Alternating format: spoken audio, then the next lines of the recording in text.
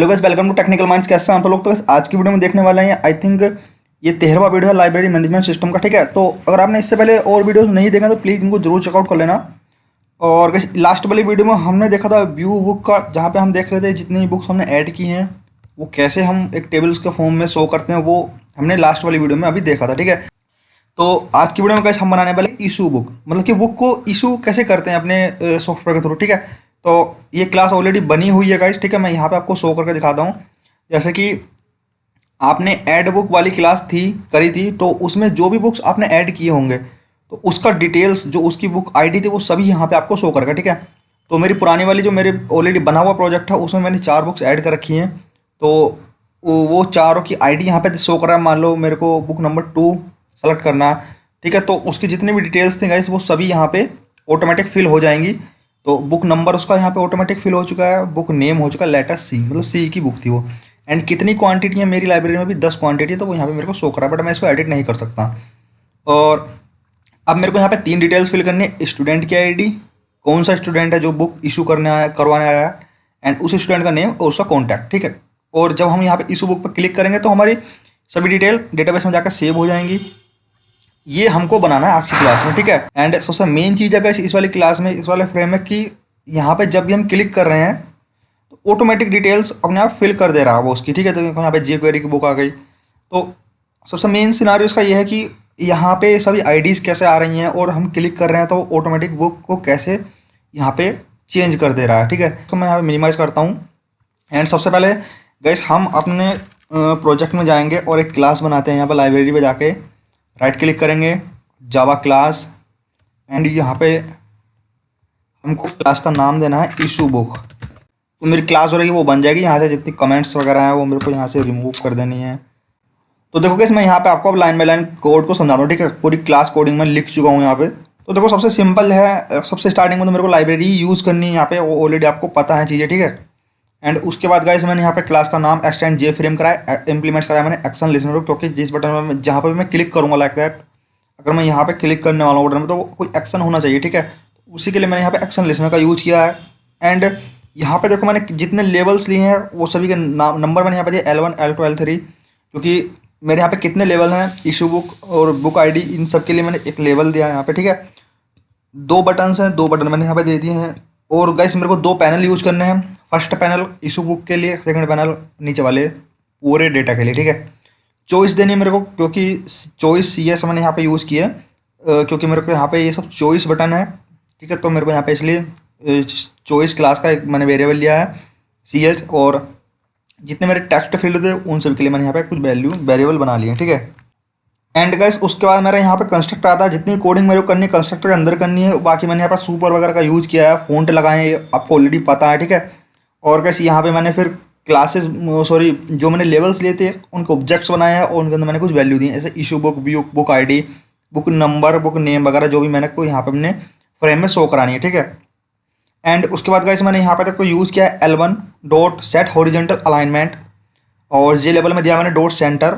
उसका मतलब ये है कि जो मेरा यहाँ पे इशू बुक आ रहा है, क्योंकि देखो मैंने यहाँ पे L1 दिया है, L1 किसका ऑब्जेक्ट है, L1 जो जे लेवल का ऑब्जेक्ट है उसमें कौन सी वैल्यू पड़ी हुई है, इशू बुक पड़ी हुई है। तो इशू बुक को मिडिल में लाने के लिए हम यूज़ करते हैं सेट हॉरिजॉन्टल अलाइनमेंट मेथड का, और जे लेवल में सेंटर करते हैं, सेंटर एक कॉन्स्टेंट वैल्यू, इसलिए मैंने इसको कैपिटल में दिया है। एंड उसका मैंने फोरग्राउंड दे दिया वाइट, इसलिए मैंने यहाँ पे इशू बुक वाइट कलर में शो कर रहा है। ठीक है, एंड उसके नीचे चलते हैं गाइस। उसके नीचे फिर मैंने यहाँ पे देखो टेक्स्ट फील्ड बनाए हैं, उनका मैंने ऑब्जेक्ट बना लिया टेक्स्ट फील्ड क्लास का। उसके बाद गाइस मैंने यहाँ पे बटन का ऑब्जेक्ट बनाया है, एंड बटन पे मैंने एक्शन लिसनर लगा दिया। एंड उसके बाद मैंने यहाँ पे जितने भी मेरे लेवल्स थे सब पे फ़ॉन्ट ऐड किया है, और फ़ॉन्ट मैंने अपनी मर्जी से दिया, ताकि यहाँ पे देखो आपको बोल्ड भी चमक रहा होगा फ़ॉन्ट का साइज़, एंड थोड़ा बड़ा भी है फ़ॉन्ट का साइज़। तो ये आप अपनी मर्जी से दे सकते हो, नहीं भी दोगे तो भी कोई दिक्कत नहीं है। ठीक है, एंड उसके बाद मैंने यहाँ पे टेक्स्ट फील्ड पर भी मैंने फ़ॉन्ट लगाया है।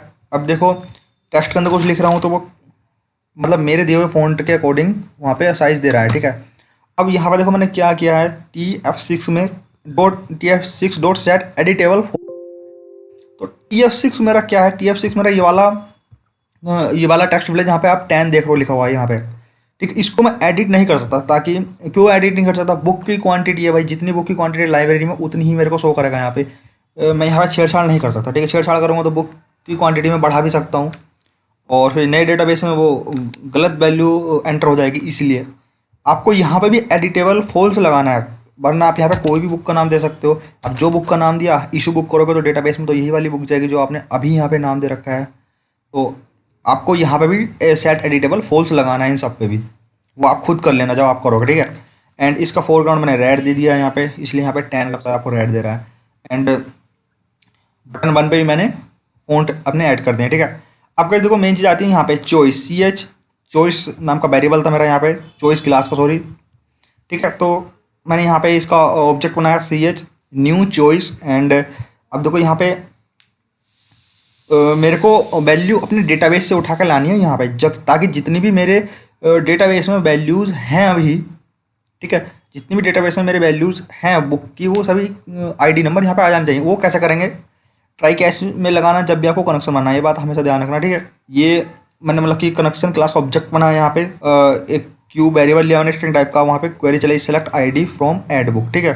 टेबल है मेरी यहाँ पे देखो एड बुक, वहाँ से मेरे को आईडी करानी है। जितनी बुक्स है मेरी स्टोर है वो यहाँ पे हैं, वहाँ से मेरे को आईडी लेनी है इनकी, ठीक है। एंड उसको रिजल्ट साइड में मैंने एंटर कराया, और जब तक आईडी कंप्लीट ना हो जाए सिर्फ मेरे को उसी वाले कॉलम की वैल्यू उठानी है, एक कॉलम की है तो आईडी है, आईडी वाले कॉलम की मेरे को वैल्यू यहाँ से गेट करानी है, ठीक है।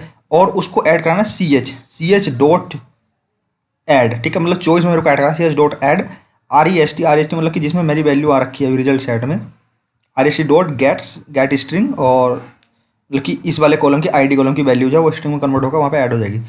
एंड उसके बाद मेरे को एक्सेप्शन को कैच कराना है यहाँ पे, चॉइस में फ़ॉन्ट लगा दिया है ताकि मेरे दिए फ़ॉन्ट के अकॉर्डिंग यहाँ से उसका साइज मतलब कि डिपेंड करे, ठीक है। और उसके बाद कैसे मेरे को यहाँ पे पैनल बनाना है, P1 equal to new panel, और P1 dot set layout new grid layout. अब ये बना रहा हूँ मैं इशू बुक के लिए, ठीक है, ताकि इशू बुक में मेरा एक ही डेटा है, एक ही रो है, एक ही कॉलम है, इसलिए मैंने 1 दिया है यहाँ पे। एंड उसके बाद 10 गैप होना चाहिए, ताकि यहाँ पर आप चेक कर सकते हैं दोनों के बीच में 10 का गैप जो आ रहा है थोड़ा सा ही, ठीक है। और P1 में ऐड कर दिया मैंने L1 मेरा इशू बुक का ऑब्जेक्ट था, ठीक है। और P1 डॉट सेट बैकग्राउंड कर दिया मैंने इसका कलर ब्लू, मेरे पूरे पैनल का कलर ब्लू हो चुका है यहाँ पे, ठीक है। इसी तरह गाइस मेरे को पैनल 2 बनाना है, अपना पैनल P2 बनाया मैंने यहाँ पे, ठीक है। और उसमें लेआउट सेट करा दिया मैंने ग्रिड लेआउट, 8 कॉलम है मेरे, सॉरी 8 रो हैं, 1 2 3 4 5 6 7 8 इशू बुक तक, बुक आईडी से इशू बुक तक मेरी 8 रो हैं, और 2 कॉलम दिए गए हैं, फर्स्ट कॉलम और सेकंड कॉलम, ठीक है। 10 का गैप है इन दोनों के बीच में, आप चेकआउट कर सकते हो। 2 टेक्स्ट फील्ड के बीच में जो गैप आ रहा है वो 10 और 10 पिक्सल का गैप है, लाइक दैट, इस तरह से समझ सकते हो आप, ठीक है। एंड फिर तो यहाँ पे गाइस P2 डॉट ऐड करना है मेरे को, L2 है मेरा बुक आईडी। उसके बाद मेरे को क्या ऐड करना है, P2 डॉट ऐड CH, उसके बाद मेरे को चॉइस ऐड करनी है। फिर नेक्स्ट रो पे आ गया मैं, नेक्स्ट रो पे आने के बाद मेरे को P2 में L3 ऐड करना है, उसके बाद मेरे को TF1 ऐड करना है, ठीक है। तो इस तरीके से मेरे को जितने भी मेरे लेवल्स टेक्स्ट फील्ड चॉइस थे वो मैंने अपने पैनल में ऐड कर दिए हैं। और उसके बाद मेरे 2 पैनल अब बन चुके हैं, P1 और P2। अब दोनों पैनल को मेरे को सेट लेआउट मतलब कि अपने फ्रेम में ऐड करना है। तो इस फ्रेम में ऐड करने के लिए हम बॉर्डर लेआउट का यूज़ करते हैं, set layout new border layout, और 10 का गैप देना है दोनों पैनल के बीच में, इस वाले पैनल के बीच में भी और नीचे वाले पैनल के बीच में भी, ठीक है। तो यहाँ पे मैंने ऐड P1 नॉर्थ में ऐड किया है, मतलब P1 पहले वाले पैनल को, पहला वाला पैनल कौन सा था मेरा, ये वाला, जहाँ पे मैंने ओनली इशू बुक किया था। तो इशू बुक को मेरे को नॉर्थ में ऐड करना है, और दूसरे वाले को मेरे को सेंटर में ऐड करना है। तो जितनी भी विड्थ बचेगी पैनल में वो सभी सेंटर वाला कवर कर लेगा, ठीक है। अब देखो जब आप यहाँ से लेके इतना काम कर दोगे ऊपर तक का, तो होगा क्या, आपकी यहाँ पे आईडी तो शो कर देगा, बट जब आप आईडी पे क्लिक करोगे ना तो यहाँ पे वैल्यू शो नहीं करने का आपको। तो उसके लिए क्या करेंगे, जैसे मैं यहाँ पे 4th पे क्लिक करूँ, ठीक है ना, 4th पे मैंने क्लिक किया तो मेरी वैल्यू यहाँ पे चेंज हो गई। तो क्लिक करने पर चेंज हो रही है वैल्यू, उसके लिए हम क्या करेंगे, उसके लिए हम यहाँ पे लगाते हैं माउस एक्शन लिसनर। अब उसके लिए क्या करेंगे, CH चॉइस पे हम क्लिक करें, CH dot add mouse listener new mouse adapter, ठीक है। और कैसे बता दो, और आपको कोड अभी समझ में नहीं आ रहा तो प्लीज़ मेरे को इंस्टाग्राम में मैसेज कर देना, लिंक नीचे डिस्क्रिप्शन में दिया गया है। आपको मेथड यूज़ करना माउस क्लिक का, और माउस इवेंट क्लास है आपको, उसका एक वेरिएबल लेना है, ठीक है। ARG0 ले लिया मैंने, उसके अंदर फिर आपको मेरे को ट्राई कैच कनेक्शन बनाना है। अब कनेक्शन क्यों बना रहा हूँ, जब भी मेरा यहाँ तक तो मेरा क्लिक हो चुका है, यहाँ पे मैंने क्लिक कर दिया, क्लिक करने के बाद मेरी कौन सी वैल्यूज यहाँ पे एंटर होनी चाहिए वो तो मेरे को डेटाबेस से फैच करनी पड़ेगी ना। तो उसके लिए मैंने कनेक्शन क्लास बनाई फिर से, मतलब उसका ऑब्जेक्ट बनाया, और इंट टाइप का एक आईडी वेरिएबल लिया, इंटीजर डॉट पार्स इंट, ठीक है। ताकि मैं यहाँ पे जो भी क्लिक करूँगा तो वो एक आईडी मेरी एक वेरिएबल में पहले स्टोर हो जाना चाहिए। जब मैंने 2 पे क्लिक किया तो दो नंबर की आईडी मतलब 2 जो है मेरा एक इंटीजर टाइप के वेरिएबल आईडी में स्टोर हो जाए। एंड गाइस उसके बाद मेरे को क्वेरी चलानी है string Q1 select star from add book. मेरे को एड बुक से डिटेल लेनी है, सारी डिटेल, क्योंकि मैंने स्टार लगाया। वेयर आईडी, जहाँ पे आईडी है मेरी जो मैंने यहाँ से गेट की है, ठीक है। इतना चीज़ समझ में आ चुकी है। उसके बाद गाइस वही है, रिजल्ट सेट लगाना है। रिजल्ट सेट के बाद मेरे को वाइल लूप में वैल्यू जब तक फैच होती रहे तब तक मेरे को वाइल लूप चलाना है। TF1 में मेरे को बुक नंबर ऐड करा दिया। TF2 में मेरे को बुक नेम ऐड करा दिया। TF6 में मैंने क्वांटिटी ऐड करा दी लास्ट वाले में, ठीक है, 50। एंड अपना जो मेरा मेथड चल रहा था वो मैंने यहाँ पे क्लोज कर दिया है। उसके बाद अब आता है मेरा पब्लिक वॉइड एक्शन परफॉर्म्ड। अब तो क्या सिंपल है, जो भी आप डिटेल यहाँ पे फिल करोगे उसको मैंने पहले फैच कराया है। जैसे मैंने यहाँ पे कोई डिटेल फिल कर दी है तो अब उसको मैं फैच कराऊंगा यहाँ पे, ठीक है, अपने एक्शन परफॉर्म में। If E dot gate source BT1, अगर बटन 1 से क्लिक हो तो पहले सारी वैल्यू जो है एक किसी वेरिएबल में स्टोर होनी चाहिए। जो इंटीजर वैल्यू थी उसको मैंने इंटीजर में कन्वर्ट कराया पहले इंटीजर डॉट पार्सेंट से। एंड जैसे स्टूडेंट की आईडी थी और आपकी बुक आईडी थी, बाकी सब मेरी स्ट्रिंग वैल्यू है। डेट के लिए मैंने स्ट्रिंग डेट एक वेरिएबल लिया न्यू, मैंने यहाँ पे लाइब्रेरी यूज़ की Java dot util dot date, उसको 2 स्ट्रिंग मैंने कन्वर्ट कर दिया है। ट्राई कैच बनाया मैंने, कनेक्शन बनाया, ठीक है, और उन वैल्यूज़ को मैंने अपने डेटाबेस में एंटर कराया है, ठीक है। अगर मेरी क्वांटिटी 0 से कम है, मैं यहाँ पे चेक करूँगा, ठीक है, मेरी क्वांटिटी अगर 0 से कम है, अगर मान लो यहाँ पे क्वांटिटी 0 आई, बुक सारी हो चुकी हैं, बुक क्वांटिटी 0 आई, तो फिर मैं तो कोई और बुक इशू कर ही नहीं सकता ना। अगर मेरी बुक ऑलरेडी 0 है मेरे डेटाबेस में तो मैं और कोई बुक दे ही नहीं सकता किसी स्टूडेंट को। अगर मेरी लाइब्रेरी में कोई बुक ही नहीं है तो मैं यहाँ पहले चेक कर लूँगा। अगर इफ़ क्वांटिटी जो है वो 0 है तो मैं चेक करूँगा। अगर क्वांटिटी 0 से कम है तो मैसेज प्रिंट हो जाए your book quantity is less can not issue, ठीक है। अगर ऐसा नहीं है, अगर ऐसा नहीं तो एल्स वाले पार्ट में आएंगे। अब देखो एल्स वाले पार्ट में क्या करना है, वो क्वेरी किस तरह चलानी है। आपको गाइस देखो 2-3 क्वेरी चलानी पड़ेंगी। सबसे पहले तो आपको इंसर्ट करानी है वैल्यू आपकी इशू बुक वाली टेबल में, ठीक है। Insert into issue book, book ID, book number, सारी वैल्यू आपको इंसर्ट करानी है एंड तक, ठीक है। एंड उसके बाद एक जो मेरी ऑलरेडी टेबल थी ऐड बुक वाली, उसमें से क्वांटिटी मेरे को घटानी भी तो है। अगर मान लो अभी मेरी यहाँ पे जावा की बुक ऐड है, उसकी क्वांटिटी 50 है, मैंने एक बुक इशू कर दी है, किसी बंदे को एक बुक इशू कर दी है, तो अब मेरे पास लाइब्रेरी में कितनी क्वांटिटी बचेंगी, मेरे पास 49 बचेंगी ना। तो मेरे को एक यहाँ से कम भी तो करनी है, तो एक क्वेरी उसके लिए चलानी है। एंड गाइस मेरे को तीसरी क्वेरी चलानी है, इशू बुक वाला कॉलम आप यहाँ पे चेक कर रहे हो ना, उसमें मेरे को एक वैल्यू दिखानी है कि मेरी एक बुक इशू हो गई है एंड क्वांटिटी मेरे को 49 बचेंगी। तो कुल मिलाकर तो 50 ही बुक है, क्योंकि 49 क्वांटिटी है बुक्स की जो अभी बची हुई है और एक बुक इशू हो गई है। तो 3 क्वेरी इस तरह चलानी है, ठीक है। देखो सेकंड क्वेरी चलिए अपडेट ऐड बुक, इसी वाली टेबल में मेरे को ऐड करनी है। सेट इशू बुक में से equal to issue book plus 1, issue book वाले कॉलम में इशू बुक प्लस 1 कर देंगे, क्योंकि एक ही बुक तो मैं इशू कर रहा हूँ। वेयर आईडी जहाँ पे जो बुक की मैंने आईडी यहाँ से सेलेक्ट कर रखी होगी अपने चॉइस में से, ठीक है, उसके अकॉर्डिंग यहाँ पे। एंड थर्ड क्वेरी चलानी है update add book set quantity में से मेरे को एक क्वांटिटी कम कर देनी है, ठीक है।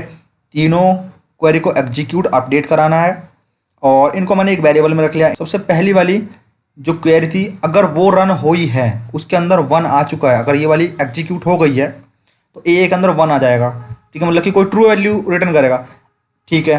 अगर सेकंड वाली भी रन हुई है तो भी कोई ट्रू वैल्यू रिटर्न करेगा, वो इसके अंदर 1 आएगा। फोर्थ वाली वैल्यू भी ट्रू रन हो चुकी है, ठीक ठाक रन हो चुकी है, तो इसके अंदर भी 1 आ जाएगा। अब चेक करेंगे, अगर पहली वाली क्वेरी हमारी रन हो चुकी है, इफ़ ए इक्वल टू 1 है, वो वाली ट्रू है, फिर चेक करेंगे ये वाली रन हो चुकी है, तो फिर चेक करेंगे कि सेकंड वाली भी रन हुई है नहीं हुई, सेकंड वाली वैल्यू भी ट्रू हुई है, सेकंड वाली क्वेरी हमारी ट्रू है या नहीं है।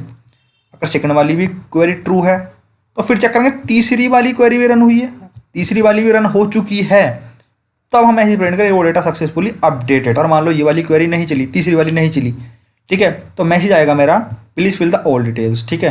तो मैं यहीं से बाहर निकल जाऊँगा अपने कंडीशन से। अगर मेरी दूसरी वाली ही नहीं चली है तो मैं तीसरे के अंदर ही नहीं जाऊँगा, डायरेक्ट मैं यहीं से एल्स पर आ जाऊँगा। इस वाला का एल्स पार्ट जो है please fill the all detail. अगर मेरी पहली वाली क्वेरी ही नहीं चली है, इसके एल्स पार्ट में आ जाऊँगा मैं, please fill the all details carefully, ठीक है। ये मैंने फंडा यूज़ किया, एक बार वीडियो फिर से देख लेना, काफ़ी डिफिकल्ट है थोड़ा समझना, क्योंकि दूसरे के लॉजिक को समझना बड़ा मुश्किल होता है। अगर आप अपने दिमाग से कोई लॉजिक बना रहे हो तो दैट्स फाइन, वो आपके लिए सही है, बट उसको मैं नहीं समझ पाऊंगा। मुझे समझने के लिए जब कोई मेरे को समझाएगा तब समझूंगा मैं, ठीक है। उसके बाद अगर बटन 2 पे कोई क्लिक करता है बंदा, कैंसिल पे क्लिक करता है, तो भाई मैसेज प्रिंट होना चाहिए, आर यू श्योर। देखो जैसे यहाँ पे message print are you sure click करूंगा, वो डिटेल्स वहाँ से कैंसिल हो जाएगी, मतलब कि पूरा फ्रेम कैंसिल हो जाएगा। उसके बाद आपको यहाँ को मेन बनाना है, ठीक है। तो ये इसका फंडा था गाइस। अगर आपको वीडियो अच्छी लगे तो प्लीज़ लाइक ज़रूर कर देना। नहीं समझ में आया इंस्टाग्राम पर मेरे को मैसेज कर दो, क्वेरी अपनी लिख सकते हो कमेंट बॉक्स में, और कोड चाहिए तो मेरे को इंस्टाग्राम पे आकर आप डायरेक्ट मैसेज कर सकते हो।